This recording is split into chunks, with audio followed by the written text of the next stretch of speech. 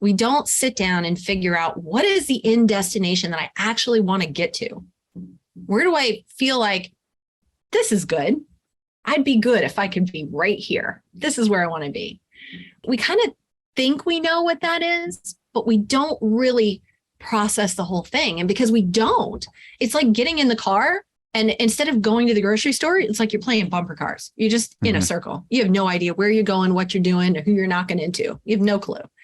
And we tend to be people with, as an entrepreneurial person, we tend to be people with lots of big ideas. We're visionaries and we like to go out and do big things.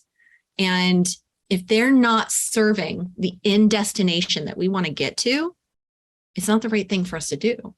We can get lots of great ideas, but it doesn't mean that all of them are going to be the ones that really serve us. You're listening to Ice Cream with Investors, a podcast that is dedicated to teaching you how to better invest your money so that you can live a more intentional life. I'm your host, Matt Fore, and it is my goal to teach and empower you to remove the roadblocks to your financial success. Welcome back to Ice Cream with Investors. I'm your host, Matt Fore, and today's guest is Andrea Kristen Taylor. Andrea has a strong background in real estate world. She has been an active agent herself in Florida, but has been coaching real estate agents for 20 years. She also built and sold a real estate virtual assistant company, and she's now a productivity coach for entrepreneurs, salespeople, with a strong message around productivity being rooted in emotion. She specializes in helping those with chaos and trauma in their background and has some amazing insights on how we can become better with how normal people revert back to their productive self through chaos. So Angela, I'm just going to stop right there and say, welcome to the show. Thank you. I appreciate it. Absolutely. Well, we like to start off with the difficult questions here. What's your favorite ice cream? Yeah. So I'm actually allergic to dairy. So I'm sure that's not your favorite answer, but not a big ice cream partaker. But I will tell you that I do love chocolate chip cookies. It is like my one weakness. Love chocolate chip cookies. Now I do make them dairy-free and gluten-free, but so they're healthy. They're my favorite. They're super healthy. Absolutely. Yeah. Healthy cookies. Well, tell our listeners, what's the scoop? What do you do today? Yeah. So I'm an integrative productivity coach and I work with self-employed entrepreneurial people, a lot of people in real estate, since that's the world that I come from. And I work them through all the reasons why they're not doing the things that they say they should be doing to be successful. And we come out of that on the other end with them doing the things and feeling great about it and being really, really successful. So I love it. Well, I can't wait to dig in there. But before we get there, tell our listeners where'd your real estate journey begin? Oh my gosh. Okay. So I bought my first house when I was 19 and I fixed it up and thought, gosh, I love that. I want to do it again. Now, this is a long time ago. So this was back in the days of assume no qualify loans. Yeah. And so you could just they're like, how'd you buy a house when you're 19? You had no credit. I'm like, I didn't have to. It was so cool. Put it on a credit card. No. Yeah. So you just take cash, match the equity, and they just give you the house. It's super easy. So I bought the first house when I was 19. I was like, that's super awesome. And then you know what it was I watched this Carlton Sheets infomercial in the middle of the night. And I was like, I could totally do that. I could do that. And so I just called a real estate agent and I'm like, hey, this is the deal. I'm going to get an equity line of credit from the house I just bought, A and Q. And then I'm going to pull that money out and use it again and buy another house. So here's how much I'm going to have. You go find me a house that has that equity value or less, and I'm going to buy it. And I don't care what shape it's in. Now, I will tell you, I had to call 10 different realtors and only one took me up on it. Why is that? I didn't know then. I will tell you now, it falls into that I know what I should be doing, but I'm not doing it realm for agents. And a lot of them don't respond to leads. So it's really interesting. Yeah. But it's a thing. Yeah. It's totally a thing. So you bought one house, used the equity, bought another house. How big did you scale? I got to 4 houses by the time I was 22. So between 19 and 22, I bought 4 homes and I was renting out 3 of them and managing those by myself with no experience doing this before. And it was so cool. It was like the best thing in the world. And I felt like, you know what it was, is there was this thing, and I'll go into this a little bit more with the whole emotion aspect of productivity, but there's this story that I had as a kid, right? This story that we keep internally in our subconscious, right? That was telling me I have to do things the way everybody says I'm supposed to, right? And what I was supposed to be doing was enrolling in college. And I thought, I just don't feel like that. That's not what I feel like doing right now. So I thought, well, I'll just go do something else for a little while. And then when college feels like a fit, maybe I'll do it then. And in my mind, it was something I was still going to go do. And when I got bitten by the real estate bug, started investing, I was so thrilled by it. And what I realized was that I could make up my own story, and I didn't have to do things the way other people said, and that I could create anything I wanted as long as I could really believe in myself that I could make it happen. I could. And so that's when I started veering off of the supposed to story and started going into creating my own. How did you find that out? Because I think that's something that a lot of people struggling with, especially myself. But how did you kind of come to that realization? You know, it was the fact that I bought a house when I was 19. Yeah. That I thought like nobody was doing that, you know, and I didn't know anybody else. Nobody I went to high school with certainly was buying a house. And to be 22 and own 4 homes and have 3 rental properties. And I thought, like a lot of grownups, because I didn't consider myself a grown up at that point, you know, like a lot of grownups don't have what I have. This is pretty awesome. And then I thought, well, what else can I do? And so that's when I got my real estate license and I started selling real estate, and I was like, I loved it, but I really liked being that person that the other realtors came to. And that was what shifted me again. But it really was just seeing what was possible and being willing to break the rules. Yeah. Yeah. So you scaled it to 4, you were managing it yourself. You decided to become a realtor. You just said something there about being the person that realtors come to. Why is that? Why were they coming to you? You know, I think it was, it was really a combination of things. So that was when we first, it was about maybe 2 years into it. I think it was about 24, and the Windows-based MLS came out. And it was the first time we had a Windows-based MLS. I mean, before that, it was all in DOS. There were no pictures. It was all coded. You know, you had to memorize all the codes. It was crazy. And so it was like Windows, which meant people had to like know how to use a computer. And a lot of people didn't know how. And so the board had us all go in and take a class on how to use the system. And I was like, good, got it, no problem. And I went back to the office and the broker was like, yeah, so we all took the class, but you're the only one who understood it.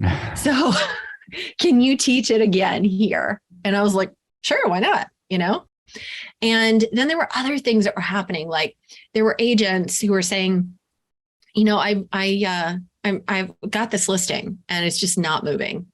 And I would overhear them talking to another experienced agent about this. And I would say, hey, why don't you do da da da da da? And it was something really creative and off the wall. And they were like, we can do that. I'm like, I don't see why not. They're like, that's a great idea.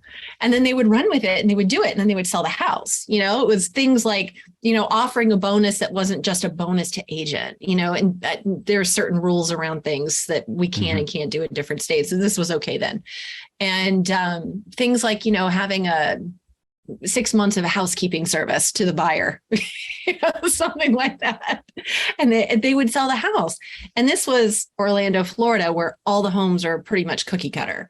So if there could be 5 homes on a block, they all are identical. How do you sell yours? Right. And so it was just getting really creative with the marketing and the offers and things like that. And they really liked that. And so I started putting stuff together like that for the agents, and they really, really enjoyed it. And so I was like, I really like this. I like this creative part. And then I started going to the conferences, you know, like Florida Association of Realtors, National Association of Realtors, which is in Orlando, like every 4 years. And so I would go to those things and I would talk to all the vendors and I would get to know them. And the reason I did that was because it was like, I didn't want to pay the money for the classes. And I didn't want to sit through the classes either, because I was like, I couldn't sit still that long. So I thought, well, I'll just walk around and talk to the vendors on the free day. Yeah. And so I did, and I loved it. And I just got to know all these people, and they were like all over the world. And then before I knew it, people were calling me and asking me questions like, well, what do you think of this? And what do you think of that? And the more I started working with realtors, this is how I got started doing my marketing business, which turned into kind of a virtual assistant business, because I loved helping the realtors.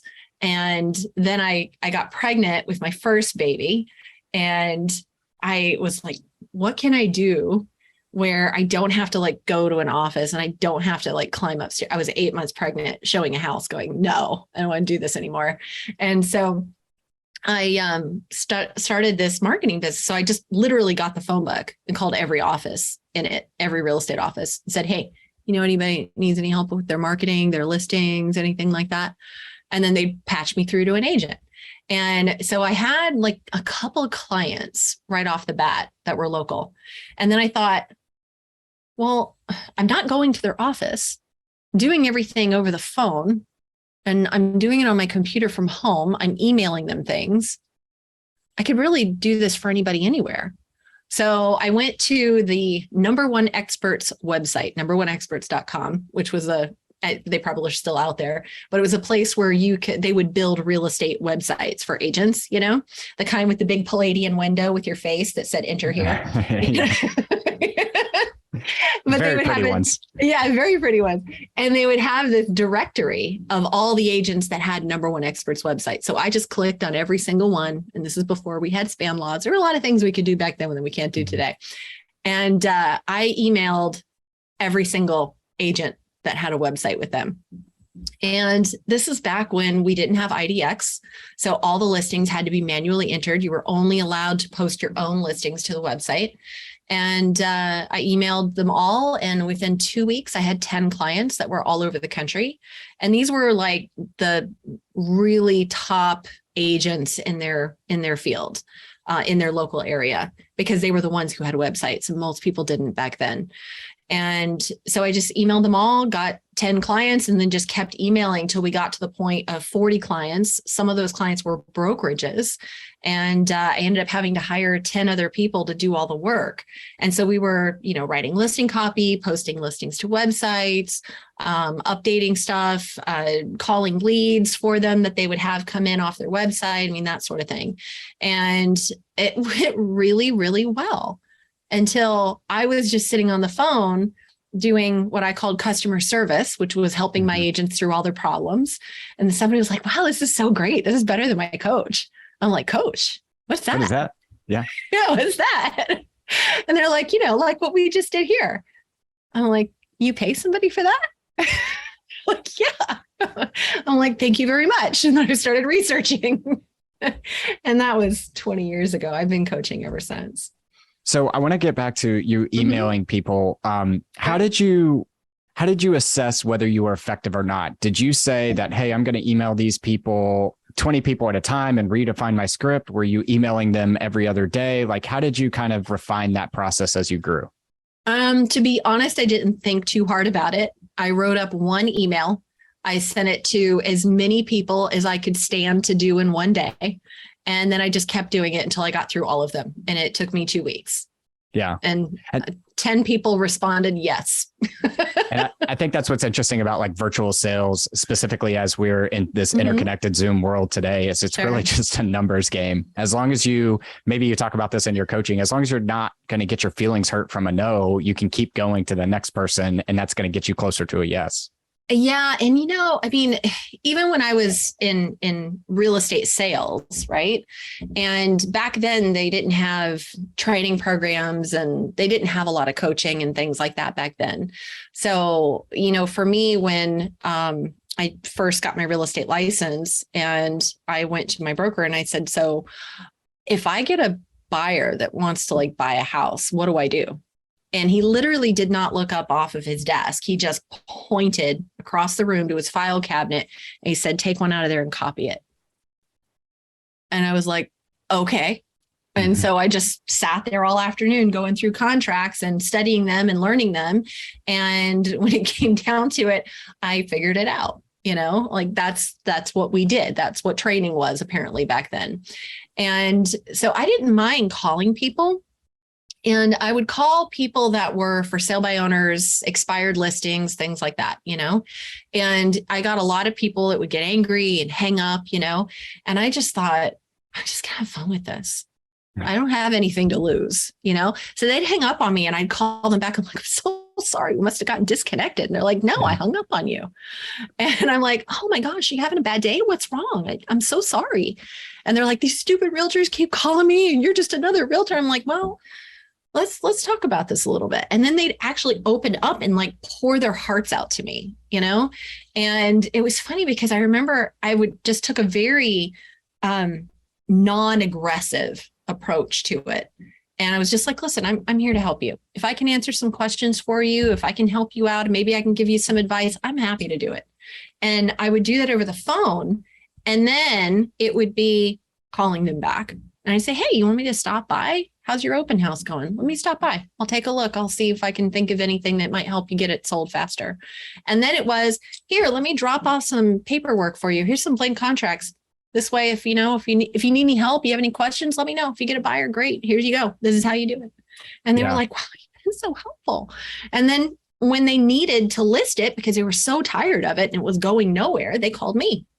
So it was just being nice. And that was it. And most successful salespeople really are servant leaders, I think, and they're just trying to solve problems. And we've had a couple of wholesalers on the phone, on the podcast before. And one of the things that I always try to say about wholesaling is all you're trying to do is find people with problems and help them solve their problems. That's all. 100%. Yep. One of the things through my research of you I've learned is your 4 emotional elements, or your 4 elements of productivity. Can you talk us through that? Yeah, I will tell you that this came from a space of going to conferences, sitting at the bar and waiting for an agent to sit next to me, and then turning around and saying, I bet when you were a kid, you scored off the charts on all your standardized tests, but you didn't do your homework or much of your schoolwork. And your teacher said, why don't you just apply yourself? And they would sit there and their jaw would drop. And they'd say, oh my God, how do you know that about me? And I'd say, well, you're just like me. I did the same thing. And actually, it's like almost all of the agents I've ever met are exactly the same way. And they're like, you're kidding. And this was like this big secret that nobody knew. And we were all like that, like all of us. And so I started digging deeper into that. And I realized that there is this thing that happened in our childhood. And I used to think it was that we were all abused in some way. And it wasn't necessarily that. We could have really well-intentioned parents that didn't know what to do with the way our brains work. And so we have these entrepreneurial minds, and we've always had them. So we're people who we think a little differently, we behave a little differently, we like to break the rules. We're willing to do it. And I find that a lot of us have had similar upbringings. And so what it's done is it creates this desire to go out and be free, to not have anybody saying, you have to behave this way. You have to do things this way. You have to get this job and earn this amount of money to be happy. And we're like, no, all I need to be happy is just to be free. And because of that, what's happened is we go into this space of being self-employed, of being an entrepreneur. And a lot of us go into real estate because it's a really great way to make money. And it doesn't matter if you're an agent, you're an investor, whatever, we're in real estate. That's what we do, right? And so what happens then is that this need to be free that comes from this childhood story of what we grew up with, what we were told, it also stems into this space of wanting to lead with a servant's heart, right? Like we really, truly want to solve problems and help people. And then at the same time, there's this thing inside of us that says, well, if we offer it, maybe they don't want it. Mhm. And maybe I'm not good enough to give it to them. And I don't know if I can really help them. I want to help them. I think I can help them. Am I good enough to help them? And then we kind of run through this like emotional roller coaster. And so this is basically what happens. And so it's like we have all this chaos that's just rolling around inside of us all the time. And we have this desire to do this big thing, and we're doing it, but then we stop ourselves from doing it. And then we do it, and then we stop ourselves, and then we do it, and then we stop ourselves again. And so my 4 elements are emotion, energy, time, and focus. And what I realized was that all of our productivity, our ability to be motivated, stay motivated, to get up, to go do things every day is rooted in how we feel in any given moment. What we choose to do on the outside is going to be based on how we feel on the inside. And if we're all chaos on the inside, we don't make the right choices with our time. And so that's why I always say productivity is rooted in emotion, but we start with focus and we work our way backwards. So one thing go ahead. As you were kind of telling this story, I was thinking in my head that like all kids want to be free, but it's our job as parents to put boundaries on where they can be free. And I caught myself thinking that. And then I thought, wait a minute, that's kind of like me. I just want my time freedom back, but I need guidelines and boundaries to go be successful as an entrepreneur, an investor, or whatever. So how do you help people create those boundaries internally? Well, I think it's not so much helping people create boundaries so much as figuring out what boundaries do they need and do they want. And when we do something that I always start with called setting your GPS. And, it's like when we get in the car, the first thing we do is plug in the phone and do our GPS. We set it, whatever our destination is. It doesn't matter if you're going to the grocery store down the street and you know how to go there. You want to make sure there's no cops, there's no traffic accident. Like you want to make sure you've got the fastest, most direct route there, right? And so, and the thing is we do that in our cars to get anywhere, even if we know where we're going, but we don't do it in our lives. We don't sit down and figure out what is the end destination that I actually want to get to. Where do I feel like this is good? I'd be good if I could be right here. This is where I want to be. We kind of think we know what that is, but we don't really process the whole thing. And because we don't, it's like getting in the car. And instead of going to the grocery store, it's like you're playing bumper cars. You're just in a circle. You have no idea where you're going, what you're doing, or who you're knocking into. You have no clue. And we tend to be people as an entrepreneurial person, we tend to be people with lots of big ideas. We're visionaries and we like to go out and do big things. And if they're not serving the end destination that we want to get to, it's not the right thing for us to do. We can get lots of great ideas, but it doesn't mean that all of them are going to be the ones that really serve us, that are really putting us into a space of like, yes, this is what I want. Because sometimes the things sound good, but they take us to a place where we don't want to be, Yeah, I'm going to steal one of your best practices of when you were going around in conferences and talking with people because you didn't want to take the class and ask you, like, this is one of the things I struggle with, but also understand the value tremendously. So one of the things I talk about is clarity. You have to know where you're going or any road will get you there. And more specifically, that if you start going down a path and you make a decision, it limits your options in the future on the decisions that you can make.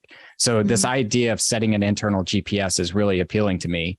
How would I go through setting my internal GPS? What kind of exercises, what kind of questions could I be asking myself to help get clarity on that? Yeah. So what I do is I'm actually got certified as a meditation trainer. And so I take people through basically like a meditation visioning, where we go into a future time period. And we're looking at what does life look like in this future time period. And it is designed to where I'm setting it up for them so that it's your ideal day. And just take them through, walking through a day in that life. What is that ideal day? And what happens is stuff comes out in that without them thinking about it, without them planning. It just pops up and they're like, oh my gosh, I had no idea I would be doing that. That's interesting. You know, me doing that on myself was how I got myself into a 3-day work week, because I was like, in my ideal day, I was only working from 9 to 2 and only on Tuesday through Thursday. Then I thought, why am I not doing that now? Yep. And so I did it. I just rearranged my schedule and made it happen. That's where I was going next. So when you get people to understand what their ideal day is, it might be years in advance. How do they bring that and make an actionable thing today to help them start getting towards that path? Yeah. So it's really looking at it and say, what parts of this can I implement now and do those first? And then whatever's left, break it down into how do I get there? Like create a path for yourself, you know, and start to create those stepping stones, because it's easier to backtrack something, right, than it is to forward track something. So if you're taking it, that's why it's like everybody's like, well, I'm going to do this and then I'm going to do that. It's like, do you know where you're going? Because they don't. If you start at the end and then work yourself backwards, it's easier to build it. It's easier to build it. It's easier to figure out what direction you need to go. I've never heard it said that way, but that makes so much sense when you're saying that, because I think about the things that I'm trying to accomplish in my life. And it's usually like, okay, so I'm an Ironman athlete. You're in Louisville today, which is a very long distance triathlon. And I always think, okay, well, there's this race that's 9 months out. What do I need to do before that race? Well, this week I need to be here. The month before I need to be there. The 3 months, et cetera, et cetera. You work with a lot of clients. What are some of the like pitfalls that you see after you have this session that they revert themselves back to chaos and don't make the momentum? Like what stops them from gaining that traction to help them be successful? Yeah, a lot of it is their emotions and their energy. And so emotions are all the stories inside of us, right? So it's not just, well, I feel this today. It's so much deeper than that. It is, I'm not calling these leads or these people. I have this whole database full of people. I'm not calling them, right? It's like, okay, well, why aren't you calling them? Well, because I have so many other things on my plate. I just don't have time, right? It's like, okay, well, that's a bigger problem. The bigger problem is you're choosing what to put on your plate each day. And what you're choosing are things that are pulling you away from the one thing you don't want to do, which is talk to people. So if you don't want to talk to people, but you do want to build your business, then how are you going to do it? Right. And so again, it's kind of backtracking. It's going from the problem and saying, let's keep working our way back until we get to a root. When we get to a root, we can pull it up and out. And so the root is usually, and this goes back to what I was saying before about realtors at the bar, at the conferences, right? Is that there's some sort of internal childhood story around it, right? And I've heard everything. I've heard a lot of perfectionism from parents. If you don't bring me home an A, it's not good enough.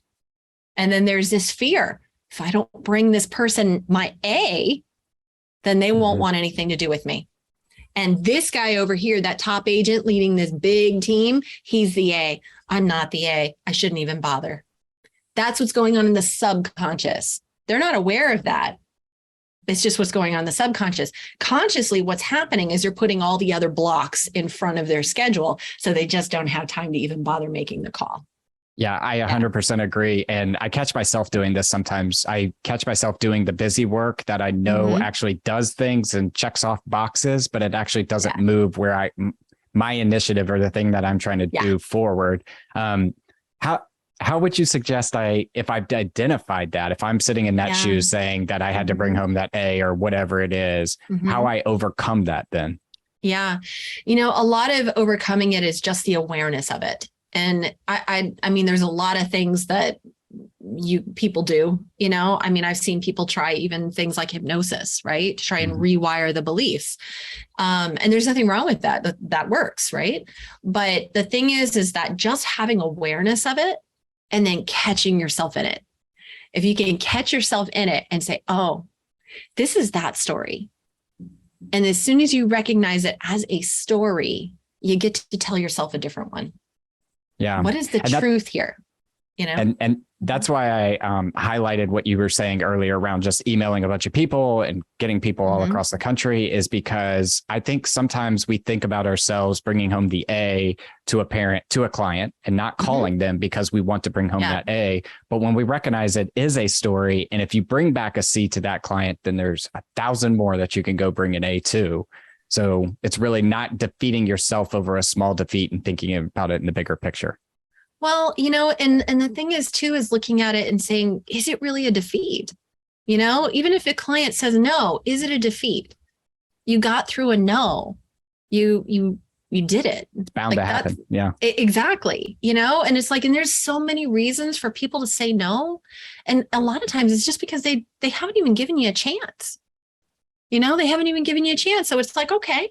And you start to realize there's your story and there's their story. Right. And your story is, hey, I'm just out here helping people. Some people are going to want my help. Some people won't. Some people aren't ready for my help. And that's okay.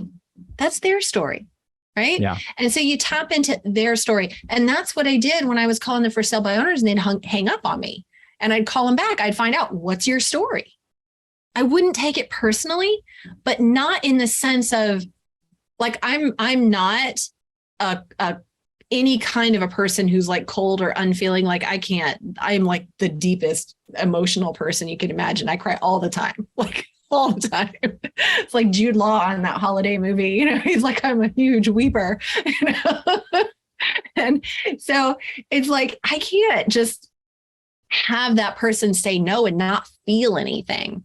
But I thought, okay, what's the story here? I'm going to play with this. I'm going to have fun. I'm going to realize that if they say no, they're not telling me no. They're telling them no. Yeah. They're telling themselves no. They're saying, I'm not ready for help. I don't want any help. And then I'm calling back and I'm asking why. Why don't you want any help? Are you sure you're not ready for any help? What's going on? What's preventing you from getting help? And then they tell me everything, and it's like, that's awesome. But it's creating a new story. It's seeing the story for what it is, seeing the story for other people. And this works in everything. It's not just cold calls. It works with relationships. It works with parent children. It works with everything. It's what is that person's story? Because then there could be all sorts of stories around them. And then you start to realize, this has nothing to do with me. They're not mad at me. They didn't just yell at me. I didn't do anything wrong.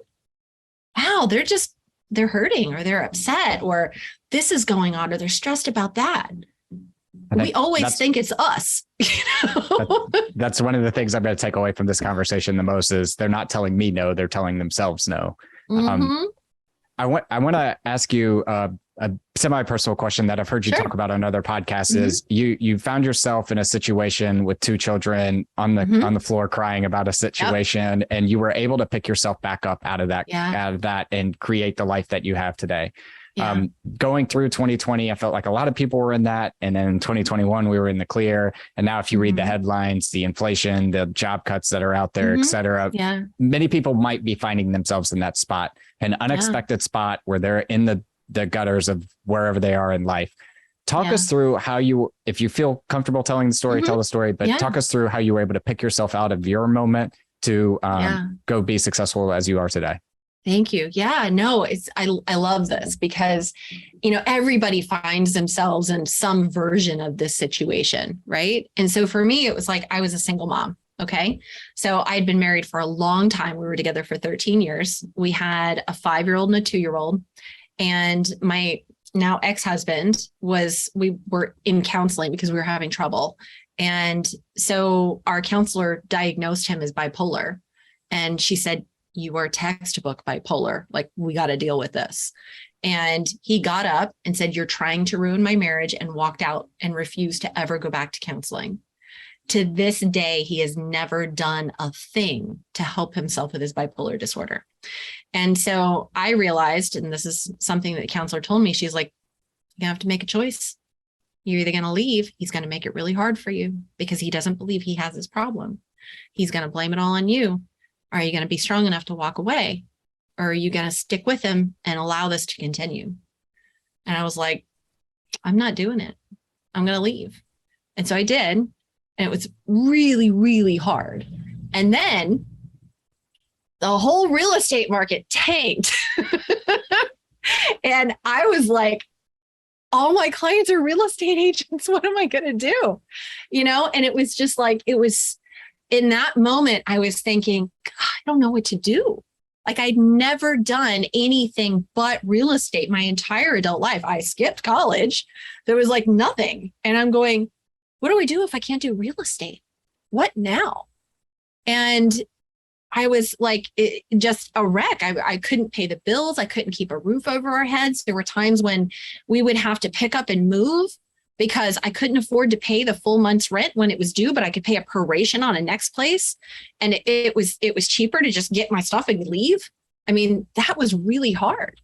And I did that like repeatedly. And it was like ridiculous the point that I was at, and I thought, I got to do something. I have to change something. I can't be this anymore. And I was literally like on the floor of the shower, just crying because I didn't want to hear my kids to hear. And so I was like, I got to do something. And I decided I was going to fully surrender to the moment, just fully surrender to what was happening. And I think the point is that the reason it was so difficult at that point was because I was trying to hang on to something that was trying to get me to let go. And so it's like, sometimes it's like there's something in our life that's meant to leave and we're clinging on for dear life. Like, no, I can't handle change. No, don't take this away from me. It's all I have, and then it happens anyway. And then the tighter you've been holding on, the worse it is, by the way. Mm-hmm. And so when it all falls apart, then you have to just surrender to it. And so I said, okay, I'm going to go to college. I'm going to get a degree in counseling because I love coaching people, really do. I'm going to get a degree in counseling. And then I'm just going to get some brain dead job that I can do with my eyes closed so I can pay the bills and keep a roof over our heads. And I'm going to get a degree. And that was my plan. Okay. So I got a job as a leasing consultant at an apartment community. And I got there. I enrolled in college, never went to a class. This is a very short story. I got first day I was there, I met my now husband, and he had 2 kids also. And he had been a maintenance manager when he was 20. And that's a really funny story that I won't go into right now for time. But he was a maintenance manager in an apartment community when he was 20. And he had worked his way up to being a superintendent of a massive construction company. And he got laid off when the real estate market tanked. And so he went back into a job as a maintenance manager so he could support his kids. It took a massive pay cut. So we were kind of both in the same boat. And we met on the first day. And 3 weeks later, we had gotten an apartment there, moved all 4 kids in together, his 2, my 2, my dog, his dog. And we were in this 3-bedroom apartment. And I'm thinking, my God, it was very tight. But I'm thinking, oh my God, like my life changed like instantly. It was like I surrendered and then like magic happened. Like that was crazy. And it was so funny because right then we realized we couldn't both work there and be in a relationship because like the company didn't allow that. So he made more as a maintenance manager than I did as a leasing consultant. So like, I'll look for another job. I found this and I've only been here a few weeks, so I'll leave. And so I was looking for another job, and I had a vendor person that I'd known that ran a virtual tour company and lived in France. And he called me, he said, "Hey, what you doing?" And I'm like, "Not much. What's going on with you?" Like this rando guy that I knew for years calls me from France. And he goes, "So real estate's dead in the US, right?" I'm like, "Yeah, pretty much." And he's like, "So why don't you come run business development for me? It'll only take you a few hours a week. I'll pay you like $60K. Okay." I'm like, "Okay." He's like, you want to move to New York?" I was like, "No." He goes, "Okay, you can work from home." It was like that, instant. And I'm like, okay. All of a sudden I was making more than my maintenance manager boyfriend. And then I'm thinking, well, that was easy. And then my next thing on my list was we needed a house, right? So we were like looking for houses and stuff like that. And we were not in any position to buy, like credit was wrecked. And so it was funny. My dad called me and he said, hey, so I need you to help me sell this house. And I'm like, what house? And he goes, the one I have in Winter Park. I said, the one that's 5 minutes from me is 5 bedrooms, 3 bathrooms, and has the at-home office. He goes, yeah. He goes, can you sell it for me? I said, can I have it? He goes, sure, pay the mortgage. I'm like, how much is the mortgage? He goes, $800. I was like, sold. Steal. Yeah. Yeah. Literally drove up and handed me the keys the next day. And so the house was a wreck. It needed to be fixed up. And guess what? I had this great boyfriend now I was moving in with that knew how to do all that stuff. And so we fixed up the house and we lived in it and sold it like 4 years later. It was great. Yeah. So we got married and we had a baby and we lived happily ever after. The 4 kids are now grown up. So we have an 8-year-old. Yeah. I think what I'm getting from that story too, though, is surrender to the moment and understand that the work you did up to that point will carry you forward. You just have to give it time. Continue to do the things that you need to do. For you, it was getting a leasing role, keeping your connections and all that sort of stuff. But it will pan out as long as you surrender to the moment, accept it, and keep moving forward. Yeah. You know what the thing was? Yes, absolutely. But I'll tell you that also it's very important to understand that when something is pulling away from you, that it's okay to let go, that the right thing will show up, and that all you need to do is to allow it to happen. And that is so hard because it's like standing on the edge of a cliff. You know that scene from Indiana Jones and the third one, not the fourth one, the third one with Sean Connery, the really good one. And it's like he has to step off the cliff with faith. And then there's like that stone ledge that he couldn't see. It's that. That is what you're doing. And it is scary as can be. It really is. But when you do it, you realize that the stone path is there. It's really there. And you have to believe in that and you have to make that jump because the thing is leaving because something new is trying to come in. Yep. And in my case, it was a whole new life. It was a whole new life, and having that money come in from that business development role that I took on. And I worked with them for like 3 years. I helped them create their entire branding for their whole company. It was awesome. I loved what I did, but it only took me a few hours a week. I was free to coach and keep working on building my clientele and not have to worry that if I only had 1 or 2 clients because the market was crazy, It worked. And so it's letting go and stop resisting change. There's something new that's coming up for you. Allow it to show up. That's awesome. I don't know how we're going to do this, but we have to now transition into our last round. We're calling this the 5 top things. Just jump right into it. Sure. Our first one is, what is your favorite book or what is a book that you've read recently that's given you a paradigm shift? Oh gosh, I read a lot of books, a whole lot of books. I'll say one that I really, really like that I've read recently is by Vishen Lakhiani. It's called The Buddha and the Badass. And it's a great book that shifts the paradigm on what it means to be a leader and to really run a company or run a team. And it's fantastic in the way he presents it. And he talks about how he built Mind Valley. So if you're familiar with Mind Valley, big company, growing by leaps and bounds and branching out into lots of different divisions now.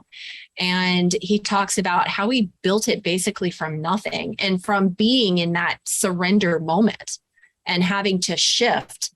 And so it brings up a lot of the same stuff that I talked about today and into the space of owning like an 8-figure company, So it's really amazing, really amazing. I love it. I have to check it out. I haven't heard of it. Yeah. Oh, it's a good one. Yeah. Our second one is, I believe that the person you become 10 years from now is directly correlated to the habits that you have and the things that you do every day. What are some of the things that you do every day? one of the most important things that I do is ground myself in my body every single day. And I think that, that part of that is kind of through meditation. It's through meditation, but just imagining an anchor coming from the center of your body down into the ground, and just allowing anything that's in your body that's tense or tight or whatever, just imagining it draining down this like cord into the earth. And it really puts you into a space of being present in the moment and centered and just balanced, where you feel like, okay, I can do this today, no matter what it is. Do you stand or sit when you do that? I've done both. And actually, sometimes I do it in the shower just because it's like, I don't know, there's something about being in the water that I think is very conducive to meditation. Interesting. Yeah. Our third one is, what's the best piece of advice you've ever received? I got to tell you, I tend to break a lot of rules, as I've mentioned. And so can I give you some anti-advice? Yeah. Okay. You started off with cookies on an ice cream show, so I guess we can go anti-advice. Okay, cool. I'm going to break all your rules too. So this is important because it goes back to those childhood stories, right?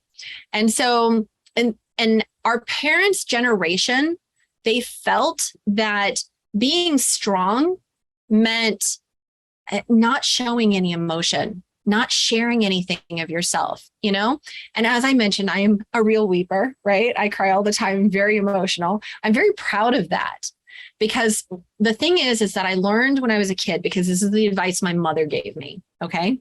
Was she said, I'm strong because I never cry, and you're weak because you cry all the time. And if you want to be strong like me, you have to stop feeling all those things. And that was her advice to me. And I thought, well, I don't think I can do that.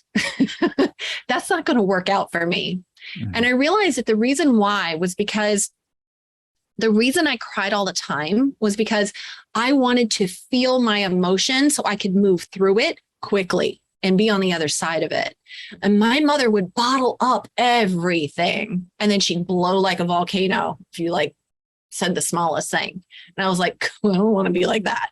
And I also just seeing her and how she operated throughout her life, and she's in her 70s now, that it was like a lot of stuff now is starting to come up for her that she's having to work through, that I haven't had to do because I've worked through my emotions as they've shown up.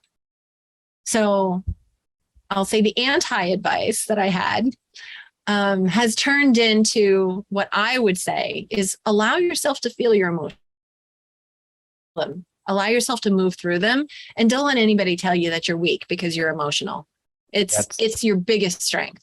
It's so interesting how that generation and our generation are just completely different with the way they process things and the things that don't work. I mean, yeah, we'll have a conversation after we're done here. Our fourth one is, what's the thing that you're most proud of in your life? There's a lot of things that I could tell you, but I think one of the things that I'm most proud of is that my two kids that I had pre-current husband, is we have 5 now altogether, because he has 2 and then we had 1 together. So we have 5.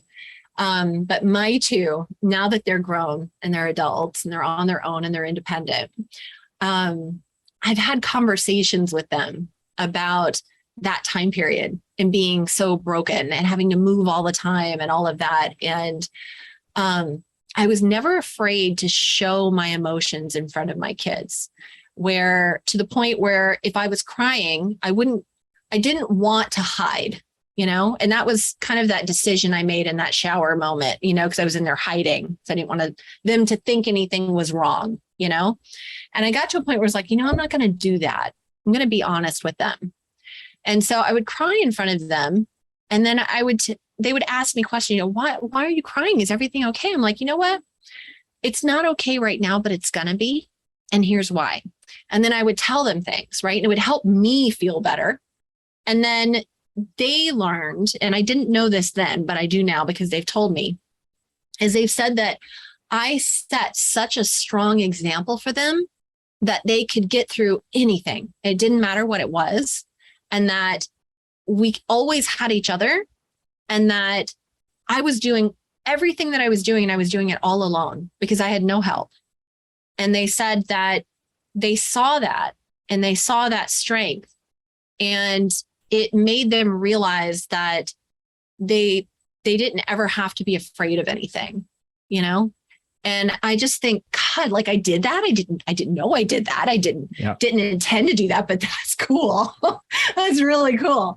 So it's like my youngest one of those two, she's about to turn 20, and she's been on her own for a year, you know, and she does really well for herself, and she already has a coaching certification, and she's already got passive income streams, and she just bought a brand new Bronco. Like she's doing really well for herself, and it's amazing. And I think, God, like I made that kid. So I think I'm most proud of the job that I did with my kids when I was at my most broken. Yeah. And they're always watching. Always. Oh my gosh. Always watching. Well, our fifth and last one is, if you could sit down and eat a bowl of ice cream with anyone, dead or alive, who would it be and why? That's a good one too. You know what? I think I'm going to go with my great grandmother. And it's interesting. So I found an old picture of her in my grandmother's attic when I was, 25. So, and she was 4'11", and her husband was 6'4". And so there was this, those old pictures, like the Edwardian style outfits. And so that was her time period. So she had the Gibson girl hairdo and the Edwardian dress and all of that. And, they had to like really pose for those pictures, which is why most people are not smiling in their pictures at all. Because it would take a long time to take the picture. And so there's this picture, and her husband's standing behind her. She's in front of him, tiny little thing. And he's holding her arms behind her back, and she's got her head tilted and her tongue sticking out like that. And sassy. I thought, oh, so sassy. Yes. And she lived to be 102. Whoa. She died when I was 9. And she didn't get married for a long time. She like broke some rules on that. And so she didn't get married until she was in her mid 30s. And she was a concert pianist. So she was a working woman back then, which was like not okay. And she lived through so much, and just experienced so much. And she kept a running diary of literally every dime she ever spent. Like my grandmother showed me these books, and it was like, shoes, $2 or something. It was like she wrote everything down, and it was insane. And she kept like every letter, and she moved here. So Henry Flagler, who founded the city of Miami, built the railroad that failed to Key West, everything. That was her cousin. And she was from Michigan, Saginaw, Michigan, and then moved down to Tampa when Henry Flagler came down here. So that's how long my family's been in Florida. It's like 3 generations now. Well, I'm 3 generations. My kids are 4. And so it was like to think of everything that she experienced, and the fact that she invested in GE before it was a thing, like she had tons of money when she died. And it was because of everything she did. Like she was just really smart, and she was a great investor, and she like really lived her life, and I would love to sit down and talk to her. Yeah. It'd be awesome. That's awesome. I think Henry Flagler was the one that invested in Rockefeller too. Yes. And they founded Standard Oil together. Yep. Absolutely. Yep. He's an underappreciated, underknown person in business history that I don't think a lot of people talk about. Yeah. And he was actually pretty big into real estate investing and architecture as well. He's all over the place in Florida. Well, Angela, fantastic conversation. I wish we had another hour more so I could throw you some of my weaknesses that you could help me work through. But if our listeners wanted to reach out to you, learn more about you, or get a free consulting session with you, where is the best place we can point them? Yeah, go to AngelaKristenTaylor.com, or if that's too long, just type in productiveflow.com and it will take you there. Perfect. We will link all that in the show notes. And then Angela, thanks for coming on the show. Thank you so much for having me. I appreciate it. Thank you for listening to Ice Cream with Investors. If you like what we serve you here, it would mean the world to me if you would like, subscribe, and leave a review on your favorite podcast app.